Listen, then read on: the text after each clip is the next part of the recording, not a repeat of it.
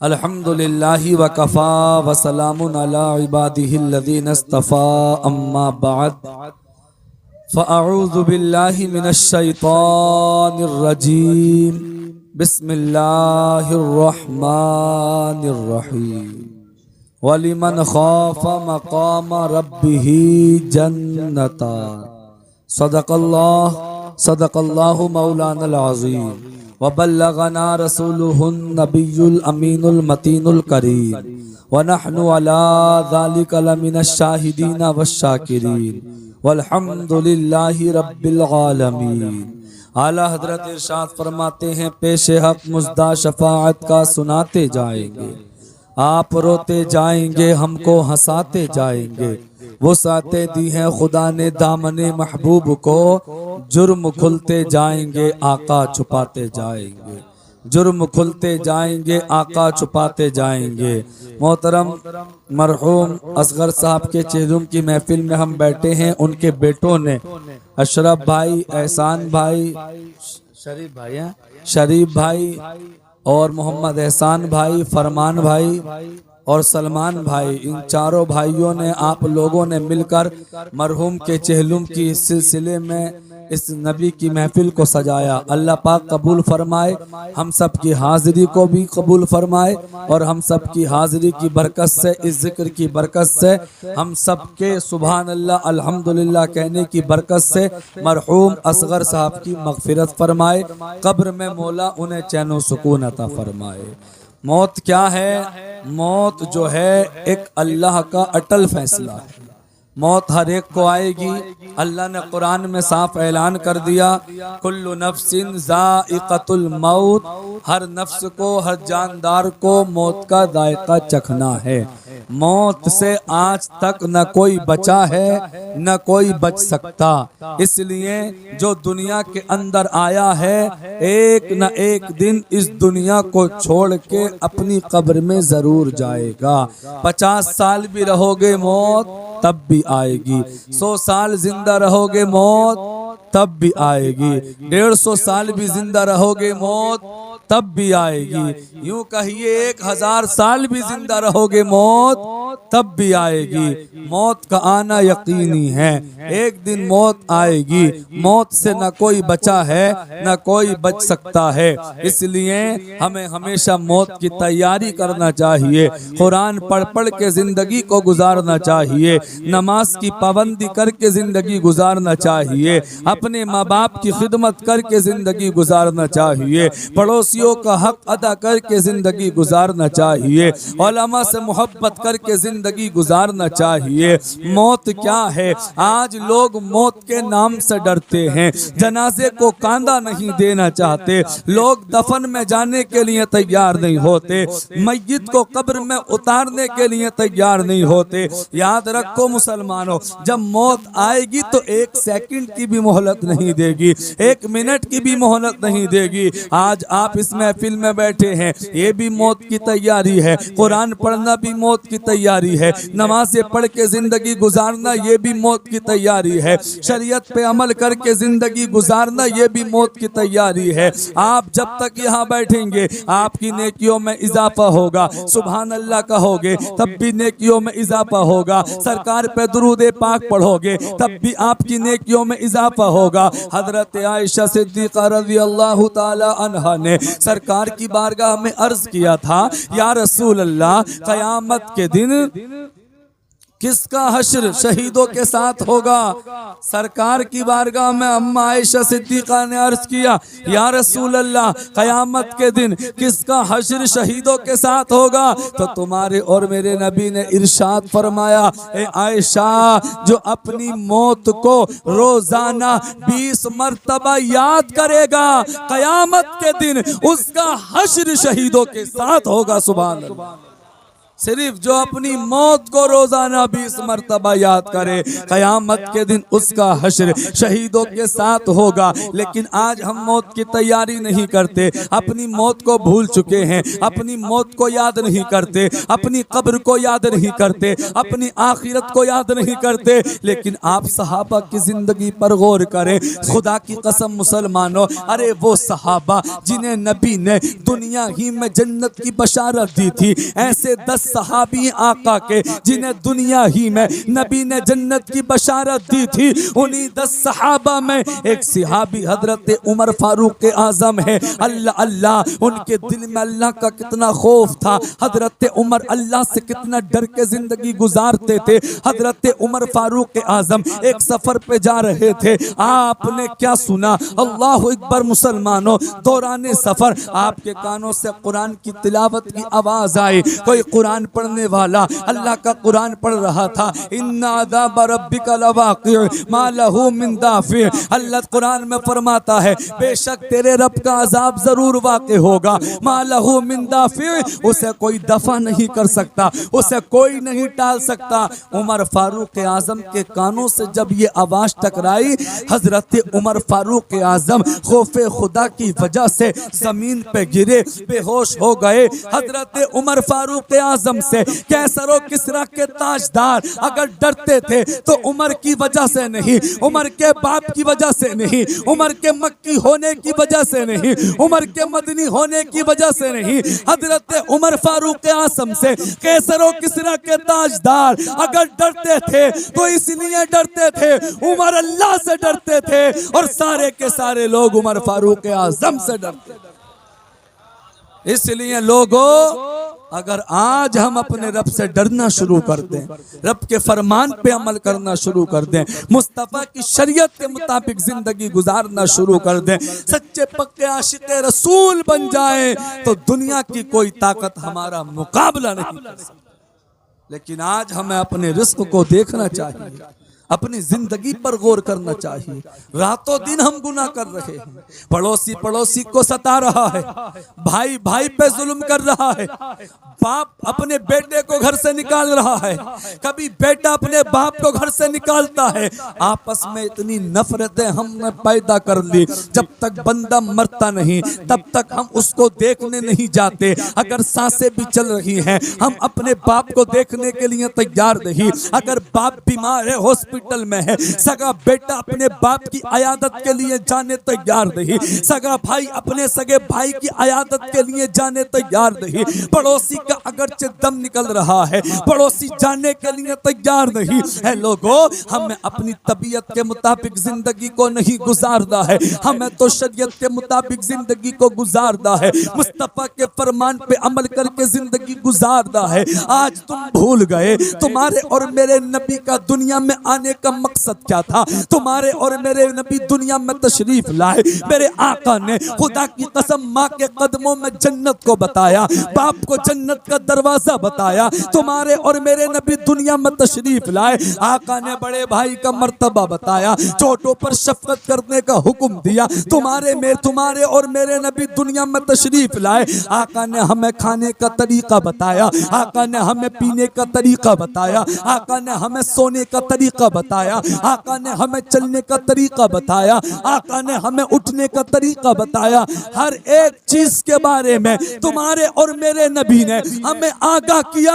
आज बताओ तो सही, हम अपने नबी की बातों पर कितना अमल कर रहे हैं, मुस्तफा के फरमान पर कितना अमल कर रहे हैं। आ रहा है रबीउल अव्वल का महीना, वो महीना आ रहा है जिस महीने में तुम्हारे और मेरे नबी दुनिया में तशरीफ लाए। खुदा की कसम मुसलमानों, जब आका दुनिया में तशरीफ नहीं लाए थे, एक बाप अपनी सगी बेटी को जिंदा दफन कर दिया करता था। बेवाओं पे जुल्म हो रहा था, बच्चियों को जिंदा दफन कर दिया जाता था। किसी ने कहा है आमद सरकार का मौसम सुहाना आ गया, आसमां से रहमतों का कुल खजाना आ गया।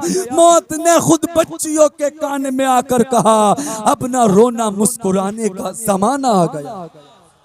तुम्हारे और मेरे नबी की शान, आमना का लाल दुनिया में आया, बहारें आ गई, सुभान अल्लाह। अरे नबी ही के सदके में तो जिंदगी मिली है, नबी के सदके में तो खाने मिला है, नबी के सदके में तो पीने मिला है। रब फरमाता है, हदीस कुदसी है, ए महबूब अगर आपको पैदा करना मकसूद ना होता तो मैं अपनी रबूबियत को भी जाहिर ना करता। आज हम जरा गौर करें अपनी जिंदगी पर।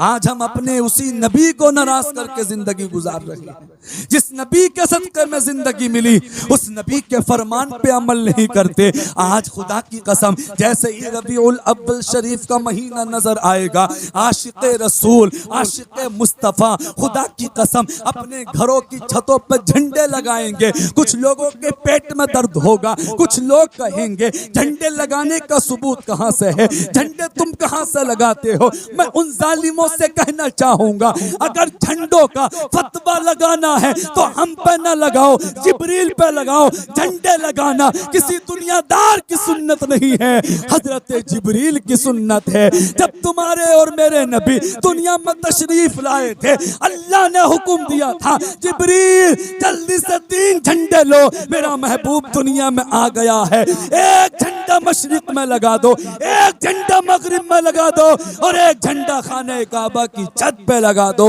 किसी ने तभी तो कहा है, दीवारों दर सजाओ सरकार आ रहे हैं, मिलकर खुशी मनाओ सरकार आ रहे हैं। बोले फिरिश्ते दाई हलीमा के कान में, मक्का शरीफ जाओ सरकार आ रहे हैं। सुन्नत है जिब्रील की, बिदात नहीं है ये। झंडा हरा लगाओ सरकार आ रहे हैं। जवाब देना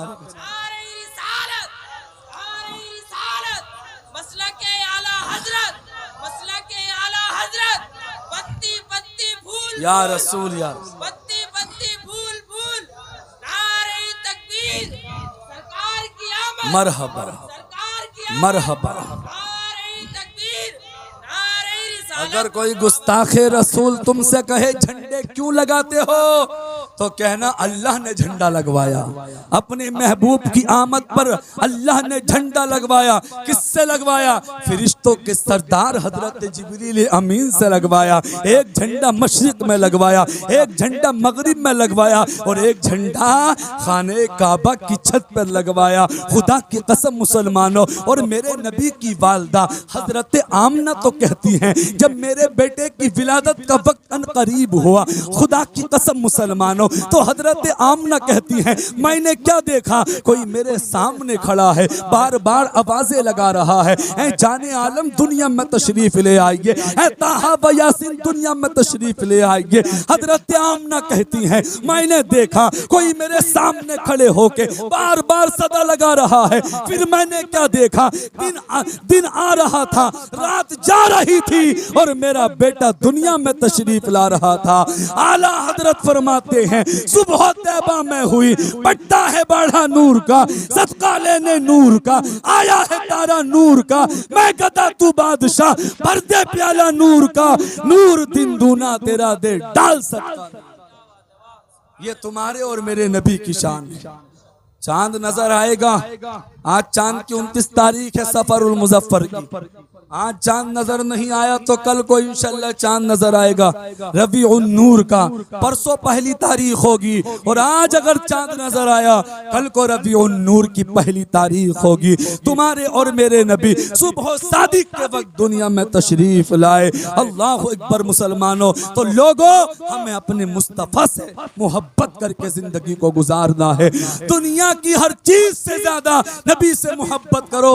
ऐसी मोहब्बत करो, ऐसी मोहब्बत करो, जब तुम्हारा इंतकाल हो जाए, जब तुम्हारा जनाजा तुम्हारी बस्ती की गलियों से निकल रहा हो, लोगों की आंखों पे लोगों की आंखों में आंसू हो, लोग रोने पर मजबूर हो जाएं, लोग ये कहने पे मजबूर हो जाएं, भूखों को खाना खिलाने वाले का जनाजा जा रहा है, प्यासों को पानी पिलाने वाले का जनाजा जा रहा है, नंगों को कपड़ा पहनाने वाले का जनाजा जा रहा है।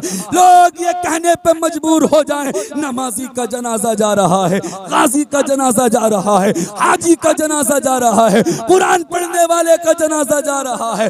लोग ये ना कहें, लोग ये ना कहें अरे ये जनाजा किसी गद्दार का नहीं है, बल्कि लोग ये कहें ये जनाजा रसूल पाक के वफादार का जनाजा। किसी ने कहा है नफरत से मोहब्बत को खरीदा नहीं जाता, खुशबू को गुलिस्ता से निकाला नहीं जाता। ये सोच के बैठे रहो सरकार के दर पर जन्नत का कहीं और से रास्ता नहीं जाता। जन्नत की चली बात तो सरकार ने कहा, उम्मत को मेरी भेज में तन्हा नहीं जाता। दरबारे खुदा बंदी से आवाज ये आई, गुस्ताखे नबी को यहाँ बख्शा नहीं जाता।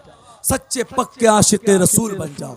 बस मैं अपनी बात को खत्म कर रहा हूँ, आखिरी बात और सुन लें, इजाजत है आपकी? मोहब्बत से बोल दे या रसूल अल्लाह। अल्लाह पाक हम सबको सच्चा पक्का आशिक़े रसूल बनाए। ऐसा आशिक़े रसूल बनो, ऐसे आशिक़े रसूल बनो लोग तुम्हारी मिसालें दें। आपने देखा नहीं, अभी तो उर्से रज़वी हुआ है, चंद दिन गुजरे हैं, बरेली शरीफ की सरजमी पे पूरे हिंदुस्तान से लोग पहुंचे, और हिंदुस्तान ही से नहीं दीगर ममालिक से लोग बरेली शरीफ पहुंचते हैं। उर्से आला हजरत पर कौन है आला हजरत? कुछ लोगों के पेट में दर्द होता है, आला हजरत आला हजरत। मैं तो ये कहता हूँ, अरे बच्चा बच्चा जानता है आला हजरत कौन है, सारी दुनिया को पता है आला हजरत कौन है। उसकी नादानी पर हैरत होने लगती है मुझे जब कोई ये पूछता है आला हजरत को।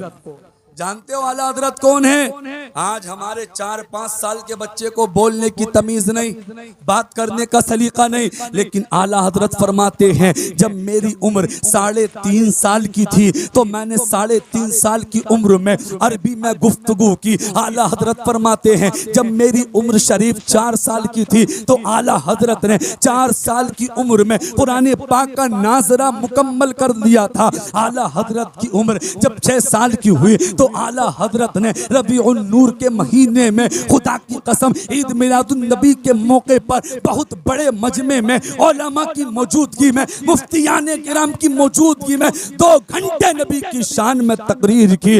आला हजरत की उम्र जब 8 साल या 13 साल की हुई, 2 रिवायतें मिलती हैं, तो आला हजरत ने ऐसा फतवा लिखा, ऐसा फतवा लिखा, जब आपके वालिद ने उस फतवे को देखा तो कहा ऐसा फतवा कोई बड़ा लिख के दिखाए। ये आला हजरत की शान, ये उनका मकाम और मर्तबा है। खुदा की कसम मुसलमानों, और जानते हो आला हजरत ने सारी जिंदगी किसी दुनियादार की तारीफ नहीं की, मदीने वाले आका की तारीफ की। तभी तो दुनिया आला हजरत को याद करती है, आला हजरत के तराने गाती है, आला हजरत का उर्स मनाती है, आला हजरत के नाम की फातिहा अपने घर में कराती है। आला हजरत की जिंदगी को देखना चाहते हो तो सुनो, आला हजरत की बारगाह में एक शख्स आया, आने के बाद तोहफा दिया, मिठाई का तोहफा था, आला हजरत ने कबूल कर लिया। आला हजरत ने उससे कहा मेरे भाई तुम्हारे आने का मकसद क्या है? आखिरी बात आ रही है, सुने गौर से। आला हजरत की जिंदगी देखो, सच्चे पक्के आशिक़े रसूल बनो। आला हजरत ये वो आला हजरत है जब तुम्हारे और मेरे नबी की शान में नजदी वहाबी देवबंदी गुस्ताखियां कर रहे थे तो आला हजरत ने अपने कलम के जरिए उन नजदियों को मुंह तोड़ जवाब दिया था और कलम उठा के कहा था सबसे औला व आला हमारा नबी, सबसे बाला व बाला हमारा नबी, अपने मौला का प्यारा हमारा नबी, दोनों आलम का दूल्हा हमारा नबी। कौन देता है देने को मुंह चाहिए, देने वाला है सच्चा हमारा। आला हजरत की बारगाह में आखिरी बात जो मैं बताना चाहता हूँ, तवज्जो के साथ सुनिए। आला हजरत से ऐसे ही आला हजरत न बने। आज हमारे यहाँ तावीज बेचे जा रहे हैं, 10,000 में तावीज बिकता है। मौलाना दानिश तमाम उलमा 11,000 के तावीज। मैं कहना चाहूंगा गलती तावीज बेचने वालों की नहीं है, तावीज खरीदने वालों की गलती है। अगर वो 10,000 का तावीज ना खरीदे तो देने वाले में इतनी हिम्मत नहीं जो उसको 10,000 का तावीज दे दे। लेकिन खुदा की कसम मुसलमानों, आज हमारे यहाँ दुकानें खोलकर मौलवी बैठे हैं, कुछ मौलवी के रूप में बैठे हैं, कुछ कुर्ता और पजामा पहनकर बैठे हैं, सामने से लगते हैं कि मौलवी है, लेकिन अंदर से खोखले होते हैं। सिर्फ नाम की दाढ़ी है, सर पर टोपी नाम की है। अल्लाह अल्लाह। आला हजरत की बारगाह में एक शख्स आया, आने के बाद तोहफा दिया मिठाई का। अल्लाह अकबर। आला हजरत ने कबूल कर लिया। आला हजरत ने फिर कहा, मेरे भाई तुम्हारे आने का मकसद?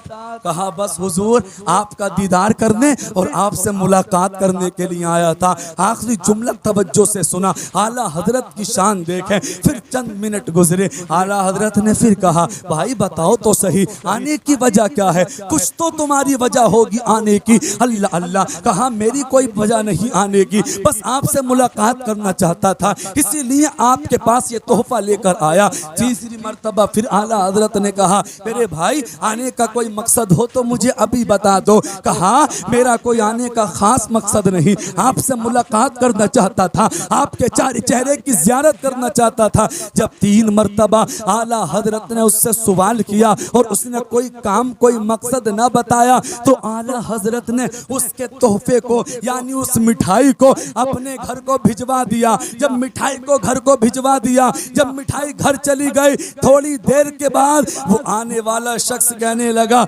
हुजूर मुझे तावीज़ की ज़रूरत है, हुजूर मुझे तावीज़ की ज़रूरत है, हुजूर तावीज़ दे दीजिए। अल्लाह अल्लाह। आला हजरत ने जब इतना सुना, सुनने के बाद उसको तावीज़ बना के दिया। और जैसे ही तावीज़ बनाया, अपने घर से उस मिठाई को मंगवाया और मिठाई मंगवाने के बाद उसको तावीज़ भी दिया, मिठाई भी दी। और मिठाई देने के बाद कहा, आला हजरत के यहाँ तावीज़ को बेचा नहीं जाता, अपनी मिठाई भी ले ले और अपना तावीज़ भी।